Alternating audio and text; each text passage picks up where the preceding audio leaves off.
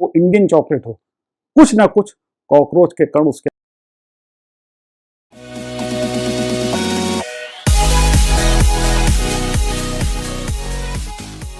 नमस्कार दोस्तों, मैं डॉक्टर हर्ष और आप हैं डॉक्टर निगम होम्योपैथी चैनल में। अगर इस चैनल में दी हुई इंफॉर्मेशन आपको अच्छी लग रही हो तो इस चैनल को लाइक करें, सब्सक्राइब करें, शेयर करें और बेल आइकन ज़रूर दबाएं।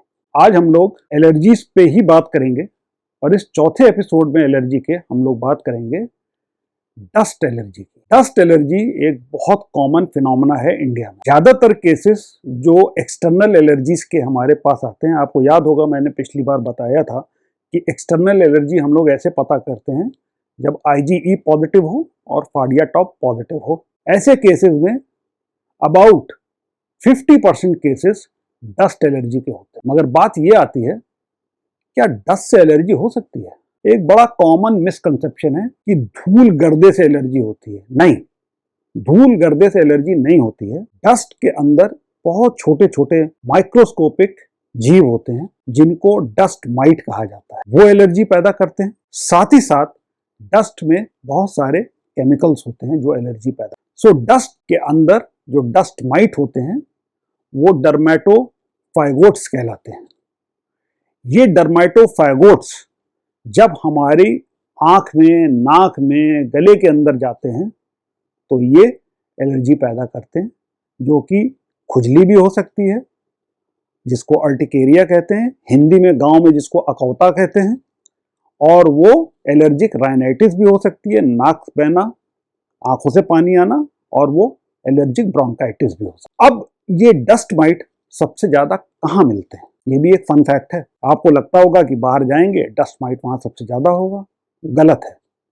सबसे ज़्यादा डस्ट माइट आपके बिस्तर में होता है, आपकी पिलो, आपकी चादर, और आप जिस दोहर को ओढ़ते हैं वो सबसे बड़ा कॉज होता है डर्मेटोफाइगोट्स यानी कि डस्ट माइट की एलर्जी का। सो अगर आपको डस्ट माइट की एलर्जी डायग्नोज हो गई है, जो कि एलर्जी टेस्ट से डायग्नोज होती है, तो फिर आपको कुछ चीज़ों को फॉलो करना है जो मैं आपको बताता हूँ। सबसे पहले, हर दूसरे दिन अपना पिलो कवर बदलें।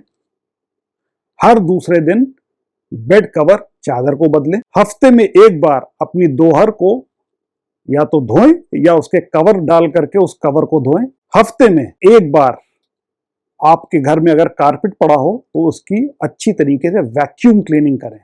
वैक्यूम क्लीनिंग इसलिए ज़्यादा ज़रूरी है बिकॉज वैक्यूम क्लीनिंग जब आप करेंगे तो वो डस्ट माइट इधर उधर भागेंगे नहीं, वो सीधे वैक्यूम क्लीनर में एब्जॉर्ब हो जाएंगे। और महीने में एक बार घर के पर्दों को उतार करके, धुलवा करके दूसरा सेट डालें। ये वो चीज़ें हैं जिसको जब आप करेंगे तो आपको डस्ट माइट का एक्सपोजर कम से कम होगा। ज़्यादा सफाई होती है, और अगर आपको डस्ट माइट की एलर्जी है तो हमेशा मास्क लगा करके सफाई करें, इसका ध्यान रखें। डस्ट को एलर्जिन मानने वाले सबसे पहले जो डॉक्टर थे वो डॉक्टर एडवर्ड थे, जो कि लंदन होम्योपैथिक हॉस्पिटल में प्रोफेसर और डॉक्टर थे।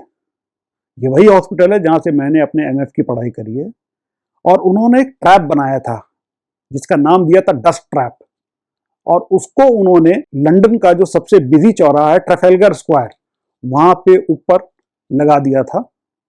और उसमें जो 1 महीने के भीतर डस्ट ट्रैप हुई, उससे दवा बनाई थी जिसका नाम है dust and house dust. House dust की उन्होंने अलग दवा बनाई थी। इसको हम लोग होम्योपैथी में नोसोड कहते हैं। और ये हम लोग के पास सबसे बड़ा हथियार है डस्ट एलर्जी से ठीक करने का। एक और एलर्जिन है जो कि बड़ा कॉमन है, और वो है कॉकरोच। हम सब के घरों में कॉकरोच होते हैं, दिन में दिखते नहीं, रात में निकलते हैं। रात में निकलते हैं तो वो अपने फेदर और अपने उनके जो पैर होते हैं उसके एक माइक्रो उसमें फेदर होता है, उसको छोड़ जाते हैं, जो कि बहुत कॉमन कॉज है एलर्जी का in case of dust and house dust allergy. एक फन फैक्ट फिर बताता हूं, कॉकरोच की एलर्जी जिनको हो उनको चॉकलेट नहीं खानी चाहिए, क्योंकि दुनिया में कहीं भी चॉकलेट बनी हो, चाहे वो स्विस चॉकलेट हो, चाहे वो बेल्जियन चॉकलेट हो, चाहे वो इंडियन चॉकलेट हो, कुछ ना कुछ कॉकरोच के कण उसके अंदर जरूर होंगे। आपको शायद मेरी बात सुनकर के घिन आए और आप चॉकलेट खाना छोड़ दें, मगर एक तरफ स्वाद और एक तरफ हेल्थ, चूज आपको करना है। फिर बात आती है कि क्या होम्योपैथिक दवा से कॉकरोच की एलर्जी का इलाज करा जा सकता है? जी हाँ, बिल्कुल। कॉकरोच को ब्लैटा ओरिएंटालिस कहते हैं, और जैसा कि होम्योपैथी का सिद्धांत है, लाइक क्योर्स लाइक, इसी सिद्धांत पे बेस करके एक दवा होम्योपैथी में आती है, ब्लाटा ओ।